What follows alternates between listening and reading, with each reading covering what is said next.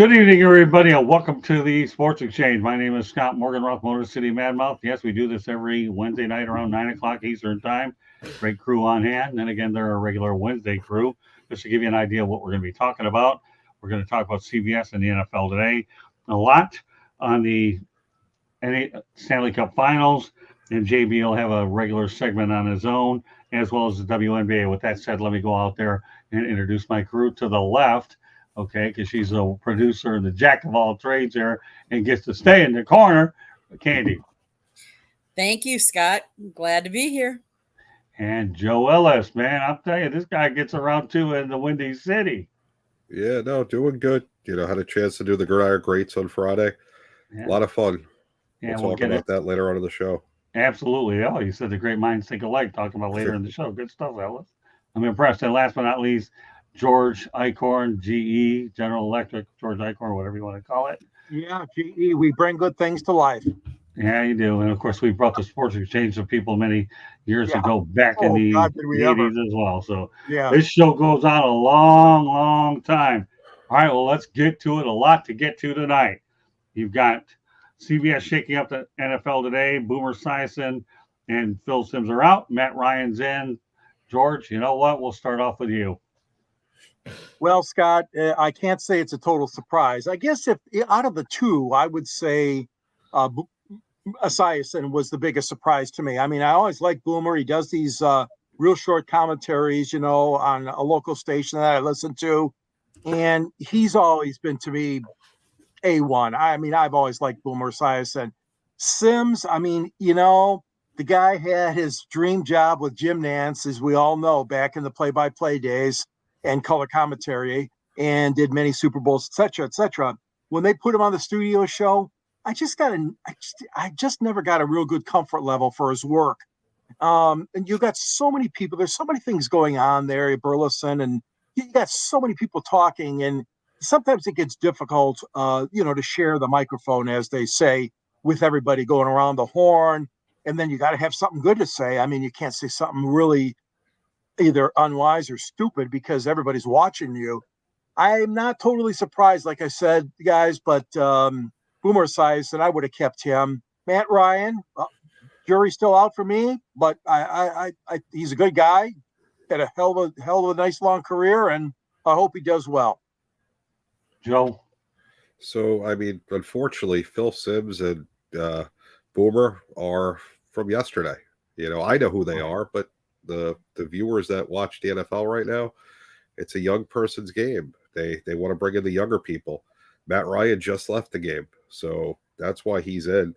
It's not that Boomer or Phil did a bad job. They're both phenomenal at what they do. Boomer, great mind. Phil is a great mind. Love both of them, but unfortunately, it's a young person's game. Matt Ryan's the newest face on the block, and they got to compete. So that's why they made the move. Candy? The NFL is about, and everything about it is about the almighty dollar. And Joan hit the nail on the head. You want to make sure that you are appealing to all of the audiences, not just the people that have been watching for 20, 30, 40 years. You got to somehow bring in these young generation kids that want to see it, and they can relate to Matt Ryan, just like Joe said. He just retired. He just came out. They all know who he is, who he was. He was a former MVP. They went and got the talent, and and let's face it, they're all doing it. We've seen this over and over. Look at how ESPN has changed and gotten into the younger announcers and we've seen it across the board in all of media. Okay. Well, here's what we've got here. Number one, CBS was waiting for one thing and one thing only. They were waiting for Matt Ryan to completely retire. Okay, that's what they were waiting for. They didn't know if he was going to be back on the field last year, whether they'd get through him. Once he made the decision, all right, I like this broadcasting thing, right? Okay, I want to go at it full time. Boom, that was the end of the other two. Boomer Esiason, number one, is pretty established in the metropolitan New York area anyways. I think he does a lot of his own stuff to begin with. Phil Simms, it was just time for him to say, hey, had a great run as a quarterback in broadcasting. My son's doing it. take it easy. Who knows? Maybe somebody will find him where he'll do a podcast. But Phil Simms had a good career. Anytime a guy can win a Super Bowl championship and be on the air to talk about it, that's good stuff. But Boomer's all taken care of. Who knows if he was going to scale back a little or not? I don't know. But I do know that he does have shows Metro and the metropolitan New York media market, so he's not going to lose anything. So, but Matt Ryan, you're right. It's all about appealing to the younger generation. And once CBS said he was sound and sealed and delivered, and you know what? That's why I think the change was inevitable. All right, we're going to talk about basketball. Okay, and we're going to talk about the WNBA. The next expansion team is Toronto. The addition of Toronto means the WNBA is up to now 14 teams by 2026, with a new Golden State franchise also gets to play next season. Canada sells out another WNBA game with 1,655 in attendance at Edmonton. By the way, we're going to talk about Edmonton in a little bit. Okay, so I guess the main thing is, Joe, what are your thoughts about the WNBA going to Toronto? If you're going to expand, now's the time to expand. Everybody's watching because of Caitlin Clark. There's all this controversy. Everyone's watching women's basketball. Strike while the iron's hot. And Toronto is a big city, one of the biggest cities in North America. Why not put a team there? They could support it. Yeah, one of the prettiest cities as well. Kay and I recently came from. I love Toronto every time I get to go. George?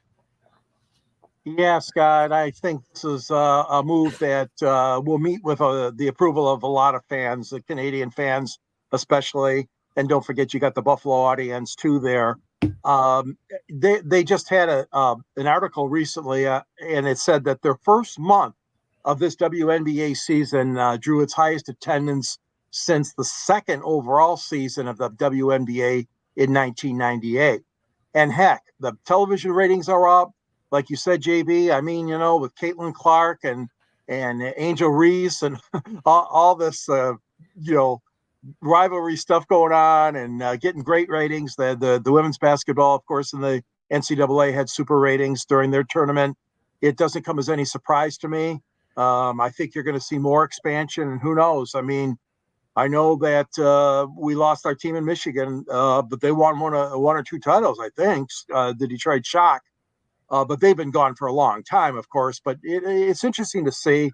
But no, I agree. I mean, the fire is hot, and I get more cities in there as long as they're legitimate, as long as you got good ownership and the money to support that team. I say I'm all for it, and congratulations to the city of Toronto. All right, Katie, you and I were there. You give us your impressions of Toronto now that you had your first act back in Canada. So before I get into Toronto, let me say a little bit about Golden State. So they announced back in October that they were expanding for Golden State. As of April of this year, there were already 5,000 season ticket seats sold already for them. So obviously there is an interest. Obviously we're talking about WNBA. We're talking about Caitlin Clark, like we've all said. Striking while the fire is hot, because right now is when everybody is starting to watch all these teams and watch women's sports. Like I talked last night on Chicks and Salsa how the women's softball championship, George, you had mentioned, congratulations to Oklahoma. They won the 4 straight. Well, they also set a record for viewership as well. 2 million viewers. Wow. Game 3. People are watching. They want to see this kind of stuff. So I think, like Joe said, strike while the fire is hot, expand. As long as you have quality players and that want to play, and you have enough teams, you have the facilities, the fans will be there.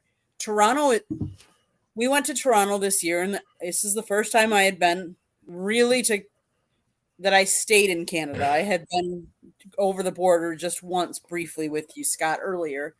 But Toronto is a big city, and it just amazes me how compact it is.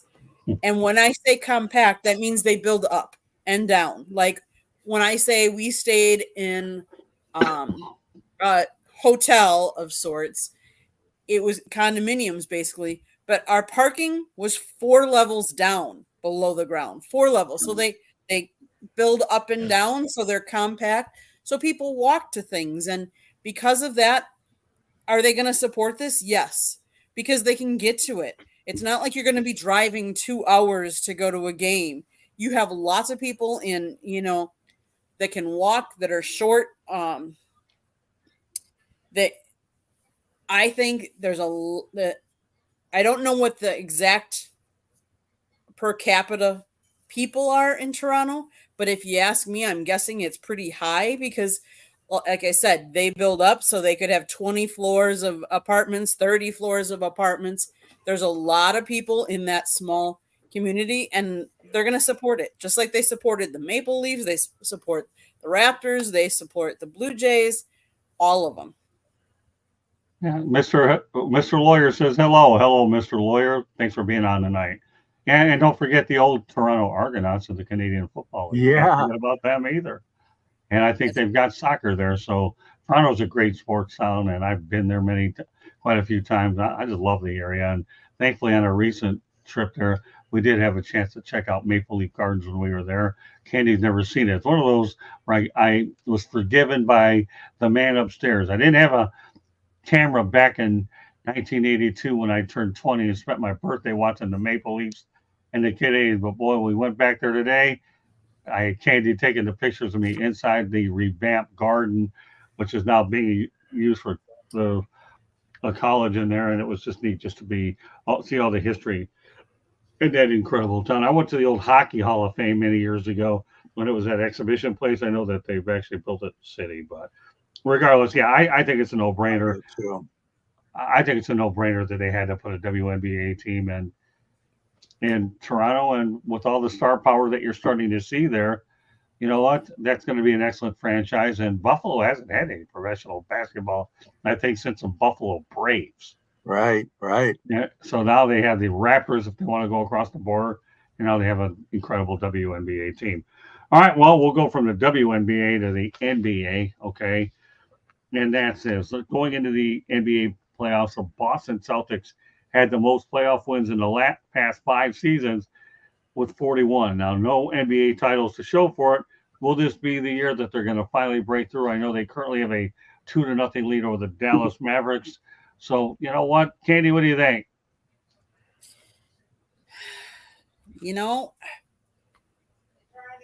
I would have said the Celtics were going to take it real, all the way. And I still think they are, but I think I'm surprised by how many injuries we've seen. Right. And, with Porzingis going down and Luka now getting shots in his chest for his chest contusion. I still think the Celtics are going to take it this year, but I'm just real surprised by all the injuries. And it's not just NBA. It's overall the sports. Joe? Yeah, I mean, Game 3 is always the game that sets the tone of a series. The Celtics held home court. Porzingis isn't playing, which, is a hurt to them. But I think that the Celtics end up winning in 5. I think they're the better team. Dallas had a great run.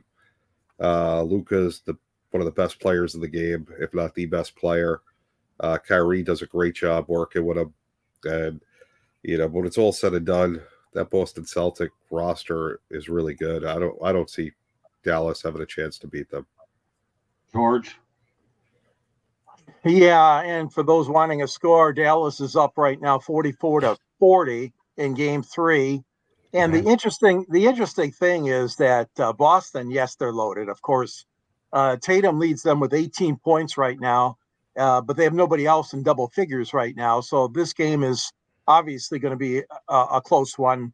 I agree with you guys. I mean, the Celtics have been loaded.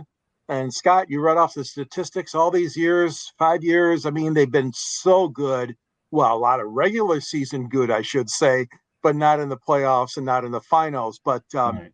I think there's no question in my mind that they're going to win this series and take a championship and hang it from the rafters. But 64-18 the regular season, unbelievable. Great team, good coaching staff, and I don't see Dallas possibly winning more than one game here. Well, Dallas has been a good story all year when you think of what the job that Jason Kidd has done. It's unbelievable. And I'm actually happy that Kyrie Irving is playing basketball and not overshadowing his image with drama. So he seems to have found Jason Kidd's done a marvelous job with him and Luka Doncic. But the one stat I'm going to put out there is this. All-time titles, okay, the Lakers and the Celtics stand at 17 apiece. And don't think in a million years that the Celtics wouldn't like to be 18 and 17, while the Lakers are in turmoil with their coaching search. And they were recently turned down by Danny Hurley looking for a three-peat over with the Connecticut Huskies. So, yeah, I think the Dallas Mavericks have a great future with the nucleus that they have. You have a happy Kyrie Irving and a guy like Luka Doncic, and they have some other good players on that team. So, they obviously have a good general manager there under new ownership. So, but yeah, I think what means more to Boston is the fact that when they are able to close this thing out, and I do believe that they will, it'll be 18 to 17 over the Lakers in the championship department. But that said, Katie, go ahead. One quick thing. Let's all wish it's Drew Holiday's birthday. So happy birthday to Drew Holiday. He's really lit it up in defense and really helping Boston. So yeah, happy birthday, Drew. Happy birthday. I think he's the MVP of the finals right now. Oh, do you really? Yeah. Yeah, well, let me tell you something. Candy obviously had a little bit of loyalty because Holiday helped the Bucks win a championship. Anything else you want to go ahead and add to it, Candy, before you take a station break? Nope, that's all. Okay, it's station break time. Go ahead. Station break time. This show is sponsored tonight by South Florida Tribune Publishing Company. We published a book late last year. It's called Lessons from the Microphone, Tuning into the Enduring Wisdom of Visionary Leaders. Scott Morganroth, the Motor City Madmouth, wrote this book, and George wrote the foreword. There are couple awesome pictures in there, but a lot of awesome stories. You got to go out and get it. It's available on Amazon, Barnes & Noble, Kindle, Apple, Google Books, and we are working on the audio version. If you want to go to our website, go to www.southfloridatribune.com. You can see the writings of all Scott, George, and JB. You can see my pictures. And you can also we have a store on there. So if you want any South Florida Tribune or Motor City Madmouth paraphernalia, go to our site and go buy some kind of sweatshirt, koozie, umbrella, you name it, it's out there. Go get one for yourself. If you see that red subscribe button by George, that means you have not subscribed to our channel yet. Please do so. Like, share us with all your friends. If you enjoy listening to podcasts, you can find us wherever you get your podcast. iHeartRadio, Google, Apple, Spotify, you name it, we're there. If you want to sponsor a show, call Scott, 954-304-4941. Back to you, Scott. Well done, Candy. So, like I tell a lot of people right now, that the more subscribers we get, I'm working on great quality material. And I had a show prior to this on No Filter Network with a woman by the name of Deb Whitcatz. You want to talk about one of the most dynamic people I've ever interviewed. She is. We talked about women in sports. So, that will also be on our YouTube channel in the next day or so. Candy, make sure to get up there. But what was interesting about that show is I wanted to give young ladies who are breaking into the industry what it was like to go out there and do it. And hopefully this will help. If, our goal here is whether we're on a show like this or anything like that, if we can impact one person or even more, we feel we've done our job, because the biggest part about journalism is you want to educate, but you want to entertain, and we do the best we can. And we pride ourselves having the most experienced people out there, like Joe Ellis, myself, George Eichhorn, and the list goes on with the people that we bring on. So for those of you that are watching tonight, we're really happy to have you, and please spread the word. All right, well, we're going to stay out in Canada, okay? And the last Canadian team to win the Stanley Cup was the Montreal Canadiens in 1993. No problem. But here's an interesting one. Ready? The last American team to win the Grey Cup. Yes, everybody. The Grey Cup back in Canada. Yes. It's the Baltimore Stallions. My goodness. Okay. and that was in 1995.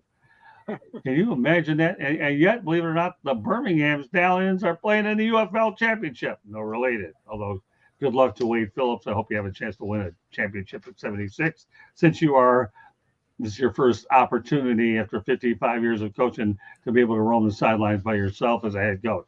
Staying on topic, though. Can you believe that, Joe? It's been 1993 since the Canadian team won. And It's insane. yeah, isn't it? And what about the Baltimore Stallions? Seriously, if you don't know them, Google them up. We're way ahead of the game here. Unbelievable, That's Joe. just wild. Isn't it? What's Yeah. wild about it?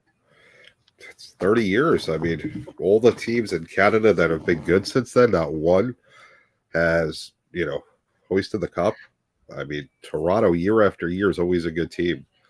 Vancouver's been good. Edmonton the last few years has been good. Calgary's been good. Winnipeg. I mean, I could go on and just none of them are able to get it done. Yeah, it's wild. Yeah, it really does seem pretty surreal, doesn't it? Yeah. I tell you what, and living across the river from Canada, they are some of the best fans anywhere, and we know it. And we talked earlier about your trip to Toronto, but I had a chance to see a Toronto game once at Air Canada Center, and oh my gosh, what an experience. It was a regular season game. I was in town for a conference for a company I used to work for, and lo and behold, I lucked out and the Maple Leafs were home. So I was able to go there as a fan, and just a great experience. You got one on me though, Scott. I've never been to Maple Leaf Gardens, but I'm sure going to try to go there sometime, because talk about history. And you talk about history, Montreal Canadiens, and like JB said, all these teams, Vancouver, Calgary, Edmonton, solid teams, solid performers, but somehow they just can't get it done. And this is the hotbed of hockey. We all know. I mean, Canada was number one for hockey until our guys came around, and cities like New York, of course, Boston, Chicago, Detroit, the original six and everything. But that's an incredible black eye, and especially on the Maple Leafs. Right. They are just, there's something about them that's just preventing them for breaking that jinx from the 1960s, the last time they won the Stanley Cup. I mean, that was sort of like the Cubs, and the Cubs couldn't win, until they finally broke that streak. So, I mean, I'm thinking about a team that's been waiting. Oh, well, yeah, there's another team in the NFL. We know all about them. I won't mention who, but that's never been to a Super Bowl. But the fact of the matter is Canada loves hockey. They live hockey. They eat it. They breathe it. And, I'm still pulling for Edmonton. I don't know. I don't think they got enough to do it, though. Florida's on a roll. George, I've never seen a guy do a Texas two-step better than you when it comes to dodging a team. Really? Seriously, Icorn? You might as well just say Detroit Lions because you did everything but say it. Seriously? All right, come on. Seriously. Although you're from Metro Detroit, to me right now, Metro Detroit for me is about what hotels I'm staying in. But let's get out with the number. 1967, even a year before Candy was born. Well, she was born in the right year, 1968, when the Tigers won it all. I put all these dates into perspective. Yeah, with all due respect, hockey's developed in the United States. You got a lot more American teams. You have a lot more expansion. Parity. It's making things very difficult for those north of the border. I remember when we were growing up, we had the Summit Series. We had the first series in 1972, the United States Canada against the Soviet Union. I mean, that's unbelievable. But yeah, it's been a long time, 1967. So, and I'm not too optimistic that drought's going to end. We'll get to that in a moment. Some thoughts, Candy. The 93 Montreal Canadiens remain the last team from Canada to hoist the cup. True that. That capped a 10-year run with 8 Canadian champions, including the Oilers, winning it 5 times from 1984 to 90. The drought, we do not need to end that drought. We need to end the drought for the Florida Panthers because they have not yet won it as a team. So Oilers later. We don't need to change this drought this year. The Panthers, they're playing really tough. And if you've watched the games, they are shooting way more than the Oilers are. The Oilers only have one goal in the 2 games. It's really gonna come down to, I feel, the goalies. So the Sergei Bobrovsky, who they started writing off for a couple years ago, that he was on the downside, downcline, that he wasn't going to amount to much. They're going to live and die by him. Panthers Let me tell take you. it. Yeah, well, the only thing that the Edmonton Oilers are missing right now is a goaltender that resides in New York named Igor Shesterkin, because he's the only reason that the Rangers stayed in that series when he did anyways. I mean, let's face it, really. I've mentioned this on other shows, and I'll reiterate what I said again. A team that loses in the finals one year comes back with an edge. And they really come back with an edge when the Panthers were beaten by the Golden Knights a year ago, 4-1. Vegas got their first championship. So Florida's been playing with a chip on their shoulder the entire time, and now it's inevitable. The only thing I say about Florida is they're a juggernaut right now. This team here is poised and determined to win it. They're up 2-0 anyways in the series. Game 3 is tomorrow night in Edmonton. But when you put it all in perspective, Bobrovsky, they signed him to a big contract. Now he's finally living up to the money that they paid him. And, of course, they have franchise players like Matt Tkachuk, Alexander Barkov, Eric Ekblad. The list goes on and on. So, yeah, I think the Panthers are poised to be able to pull it out, and I don't see any reason to think that they won't. But if Edmonton doesn't win tomorrow, then I think it's about cashing in your chips, and the Panthers are no longer going to be in the nil category. And no, I'm not speaking about former Red Wings assistant general manager Jim Nill. I'm talking about nil as in the word zero. I had to throw it in. Probably a bad joke, although he did end up winning Executive of the Year award. So, yeah, I think the Panthers certainly are looking awfully good. And, someone's going to give. Either Connor McDavid's going to win his first, or there'll be a bunch of players on the Panthers that are going to win their first. So it'll be good to see which ones get championship rings for sure. So, all right, well, we'll continue on this narrative here. The Oilers and the Florida Panthers series is the farthest distance between two cities in NHL history per ESPN stats and information, at 2,541 miles from Edmonton to Sunrise. You know what? And I was doing a little research on this whole thing. By car, you're talking 44 hours. Now, if I were going to sit here and tell you 2 weeks ago, I couldn't even drive 4 hours, let alone 40. So I could do it because I got these stylistic glasses that are actually Deb Whitcast told me when we were on our show earlier. Those are pretty good stylistic glasses. And Candy liked them and everybody else there. But here's the deal, okay? When you're able to drive a lot of miles, it's one thing, but I'll tell you, I don't know if I like the 2-2-1-1-1 setup when you have this amount of mileage separating them. But it is unbelievable the amount of travel that you have to go from one venue to the other. You're talking Edmonton to Sunrise. And the Panthers are about ready to put the sunset on the Oilers. So, Candy, what are your thoughts about this distance?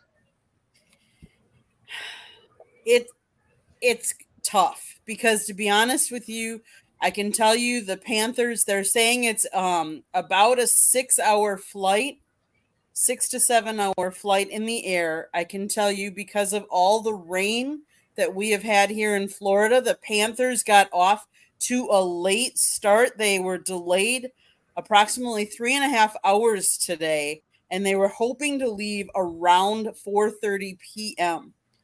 Now, if you're talking about a 6 hours flight, you're not getting in till 10:30, 11 p.m. That, to me, seems late, considering you're going to play less than 24 hours later.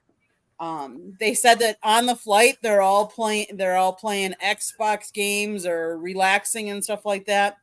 The other thing is we do not know the status of Alexander Barkov because he took a high hit and came out of the game with like 9-10 minutes left in the game the other night.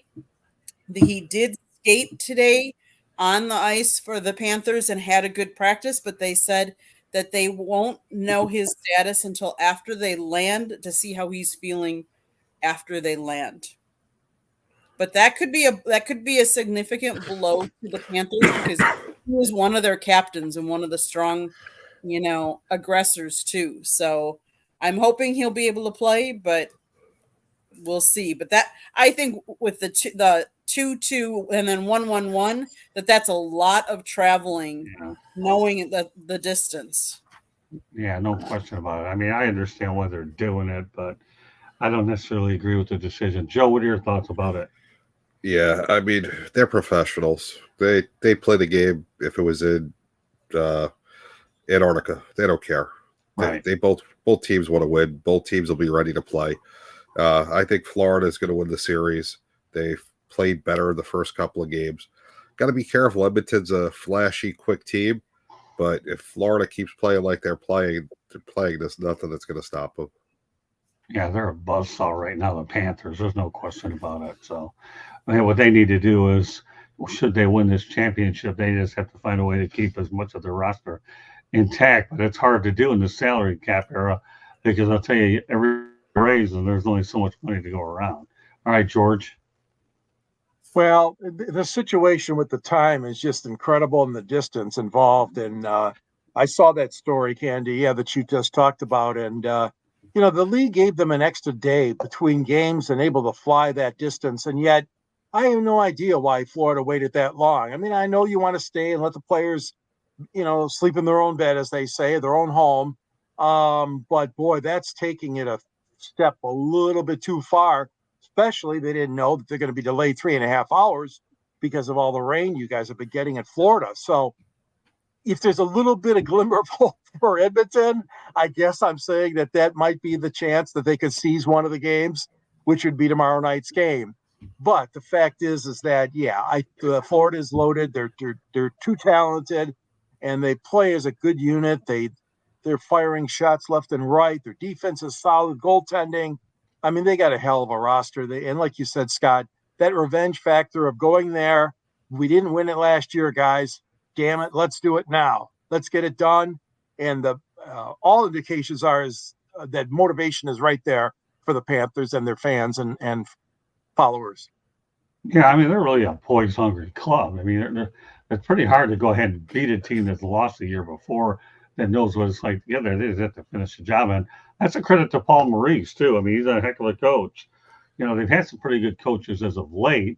Joel Quenneville, Andrew Brunette, who I thought was going to get the job, but they opted to go veteran. Andrew Brunette landed with the Nashville Predators anyway. So either way, I mean, but yeah, I'm a little surprised at the way they handled the travel part. All right, well, let's stay on the theme here. The Edmonton Oilers did go ahead and start the year 2-9-1. They fired their head coach. They were tied with the fewest points in the NHL on November 9th. Enter Chris Knobloch, who leads the Oilers to the finals, their first finals, I believe, since 2006. Okay, Candy, what are your thoughts about a early coaching change, in this case, particularly paid off? Well, I can say it necessarily didn't pay off that well for the Bucks. They did the same thing. They quickly moved on. Whatever it takes. I mean, in today's day and age, and NHL is no different. You're held as a coach. You are held accountable for how your team performs, and not only how it performs, but if it wins. And it with every different sport there is. They're held more accountable, I think, these days than ever, because you want to make money, you want to have viewership, you win. And so kudos to the coach that took over. I can tell you one last stat. Out of 54 attempts of teams that go down 0-2, only 5 have won the Stanley Cup after going down 0-2. So they're fighting an uphill battle. I personally don't think they're going to win it, but kudos to firing your coach and still getting the new coach getting them to the finals. And that's a testament to him and the team rallying around him. Chris Knobloch has done a great job. The guy's only 45 years old. He's a coach that you can build around for a lot of years for sure. Joe, obviously, about coaching changes midseason. This one worked out for these Oilers. Yeah, I mean, sometimes it works, sometimes it doesn't. The Oilers were a very talented team, starting out 2-9-1. Something obviously wasn't right. Right. He came in, the ship got righted, and look where they are now. I, I can't really say much more than that. It worked out well. It doesn't always happen. Look at the Bucks. They went to Doc and they went home. And by the way, speaking of the Bucks, they did sign Darvin Ham as their new as an assistant. He goes back to Milwaukee. I'm happy for Darvin Ham. That situation with the Lakers was so dysfunctional, it was ridiculous. But let me tell you, Doc Rivers will definitely appreciate his presence. All right, well, and this segment with George. Yeah. Ken Holland obviously pulled the trigger on that coaching change. And you're right, Scott. It really woke the franchise up. It put them all on notice. Everybody on the team, every coach, assistant coach, and anybody connected with the Oilers were all put on notice. And it turned out great. I mean, Holland did that once here in Detroit. He had to fire Dave Lewis. Dave Lewis was very well liked by the Red Wings and the players. Sometimes you got to make those tough decisions. And this one surely worked out good. And like you said, Scott, he's such a young man. I mean, he's got many, many years ahead of him. Hopefully for their sake, successful years. But, he plucked him out of the job he was in. I don't know, was he in the minors or was he assistant coach? I didn't look it up, but no, it's not relevant. The fact is they made a head coaching change early and exactly. He made the right move at the time. And you gamble on something like that. But my God, they finished only 5 points behind Vancouver in that division. So they've had a hell of a run, the Oilers. They really have. Okay, well, you know what? Joe Ellis resides in the Windy City. So you know what, Joe? You're on your own with this one. But I'm going to lay it out there for you, okay? Number one, in the last 40 games, the Chicago White Sox are 11-29, although they've been a train wreck all year anyways. But the Chicago Cubs are the interesting story, that they've been 15-25, and they're tied with the New York Mets. What gives in the Windy City, Joe? Well, the White Sox are just a dumpster of trash right now. I don't know what's going on with them. A lot of injuries. A lot of guys just aren't playing well. Their pitching is horrible. They can't hold leads. The Cubs, they're completely different. They can't hit anymore. The lineup that was producing in April stopped producing in May and the beginning of June.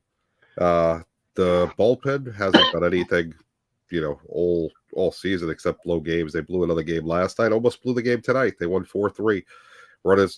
They were up 4-1 going into the last inning, and gave up a couple of runs, won 4-3, and they had runners at second and third, and almost took Tampa Bay almost came back and won that game. Their starters have been the bright spot of the team. They've had 17 games where the starters have not allowed a run, which is phenomenal. That's the most in the majors. But at the same time, the bullpen had a lack of hitting. All right, so obviously, Joe, and I don't mind doing a little bit of cross-promoting, okay? So we're going to do it in this case.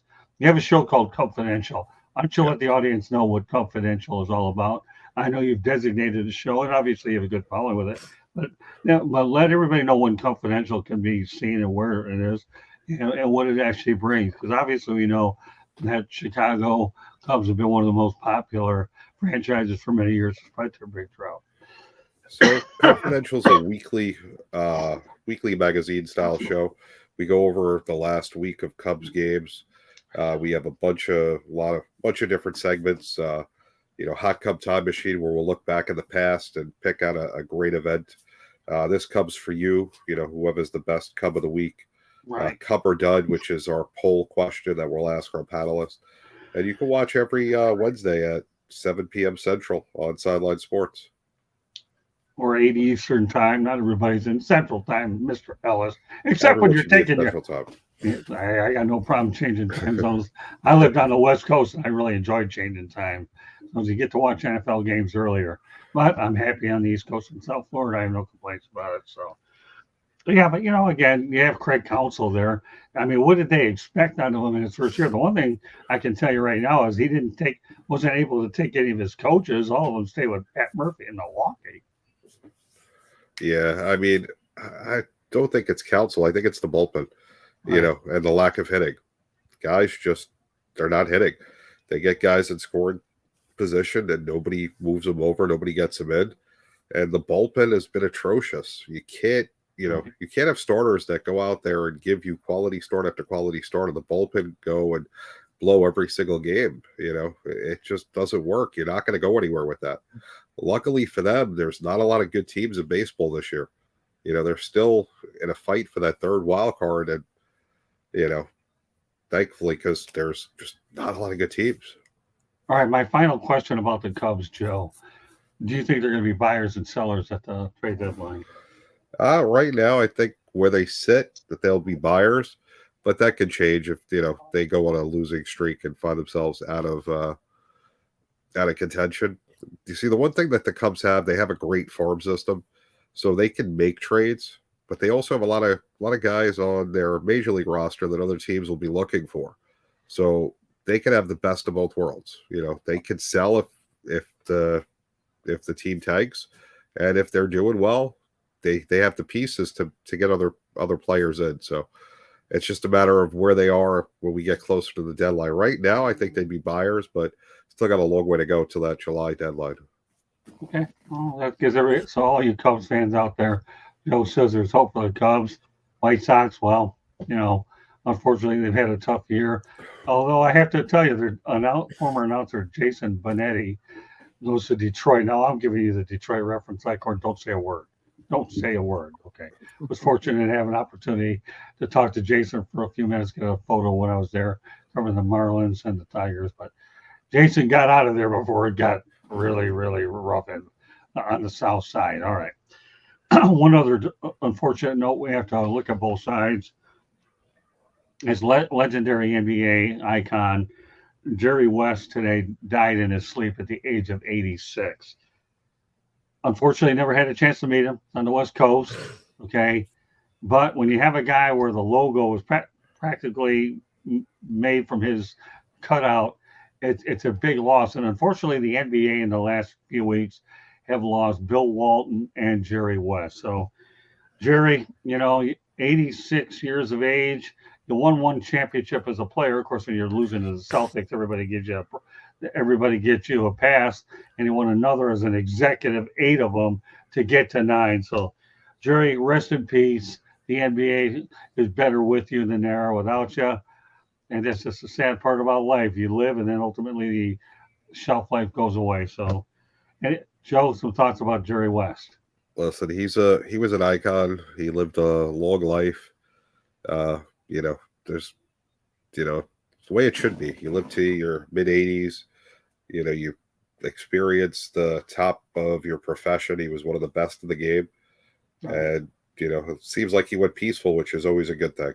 Yeah, sure does. I mean, you think about it. He ended up working in an administration for the Memphis Grizzlies, Golden State Warriors, and the LA Clippers. So, of course, we know about his 40 years with the Lakers. George, some thoughts about Jerry West. Yeah, I mean, what a great ball player. I mean, I'm old enough to remember when he was in the last year or two of his playing career, and what a great man. Just always serious. He knew the sport so well.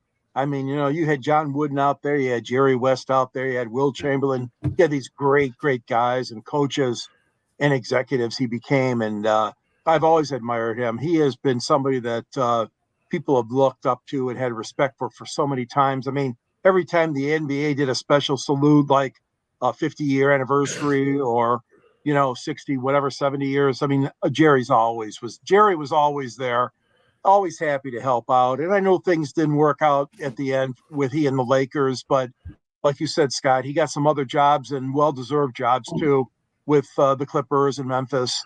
And, he was just pure joy to watch.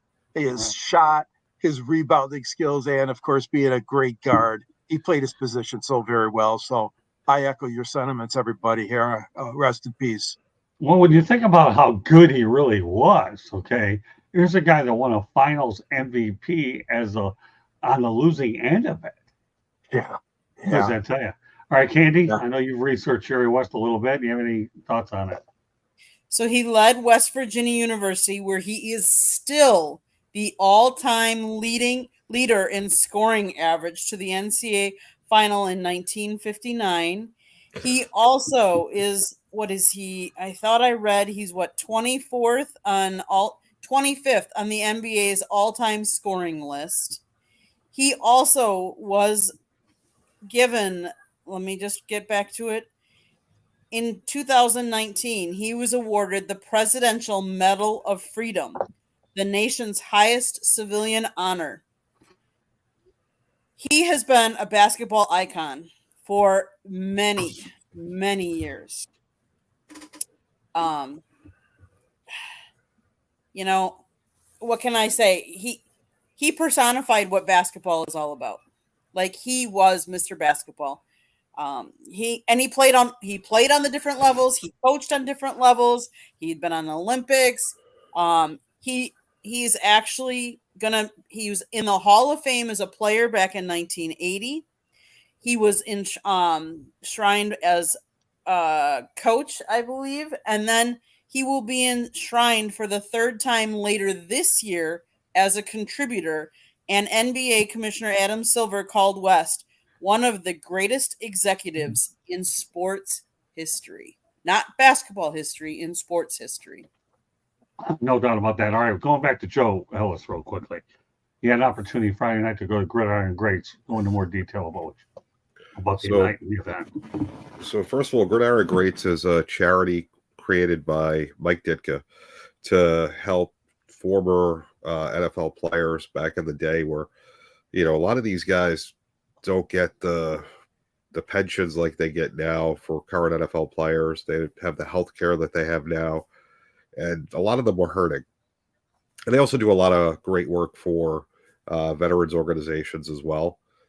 So Ditka created this organization. So they have their Hall of Fame induction ceremony. They had it up in the Regency, the Hyatt Regency O'Hare on Friday night. And I had the honor to host the red carpet for them. I got to interview their honorees that night, which were Steve Largent, Mike Singletary, Deborah Little, Vince Papali, the guy from Invincible, as well as, you know, a bunch of other celebrities that were there. JT and the Brick from Sirius, Mike Golick, just to name a few. And it was just a really great event where they raised a lot of money to give back, to help the former players that are in need and the veterans groups that they help that are in need. You know, I think the most interesting part about your event, though, Joe, I have to admit, okay, Yeah. seeing you on Facebook wearing his coat and tie, my God, seriously. Sometimes you gotta dress the part. If you're I know, posting the red man, but carpet. I know about red carpets. I wore that attire before. Doesn't mean I gotta like it. And long before Candy came into the picture, I used to get clip-on ties. Oh, I mean, that's just hated me. it. I hated it, but you got to. But you look good. I'm trying to compliment you. Thank you. Did. Don't ever act stupid when somebody like me is complimenting you. You look great. Thank you. Now, I have to make a confession that you didn't know last night, but Icorn, I think, heard it, or Candy, okay, on one of my shows. I didn't even know what a meme was. I didn't even know what a meme. Everybody, and even Deb, you know, who I had on here, Deb Whitcast, and I were smiling at a ball. In fact, she just texted me on Instagram and wants a link of the show that we just did. Deb, I didn't know what a meme was, but I know what FCC is. Ellis looked great in a shirt and tie. That's on busting his job. Most people get out of me these days is a regular shirt. Of course, Candy, if she demands it, she knows how to tie the old thing with jobber. It doesn't happen a lot, but every now and then when it happens, it's an event. So, but meanwhile, Joe, I'm glad you had a chance to meet those people. That just shows the respect that you're gaining in this industry to be given such responsibility to come in contact with them. I got to get somehow, some way, by hook or by crook, I got to meet up with Mike Golick. He's only 2 weeks older than I am. He's a Kennedy baby like I am. So Wow. at some point I'm going to catch up with Golick. So, and you know, he was actually born in Willowick, Ohio, just to show you about I actually lived on Willowick Drive in Southfield, Michigan. Wow. Yeah. That's called pretty research, Mr. Ellison. It's in an encyclopedia at the library. I like to research. Okay. Babies like to say goo goo gaga or gaga goo goo, however it is. I like to say Google. So there you go. All right. Well, I had to throw it in. Don't worry, I was worse. Here, I got to throw everybody one more thing with John. I hit Deb with it, and everybody else. Now, I have a different kind of a religion. So if I have any religious people out there, please don't be upset. Okay. But here's my religion. Okay. We all know about AC is after Christ and BC is before Christ. Okay. We get that. I firmly believe in it. Okay. But I have a different version of that caters everything custom made to the person. AC to me is after caffeine and BC is before caffeine. And that's what keeps this gravy train and energy going. So actually, yeah, Deb actually was asking me, what kind of stuff do you go out there and drink? It's a Diet Mountain Dew.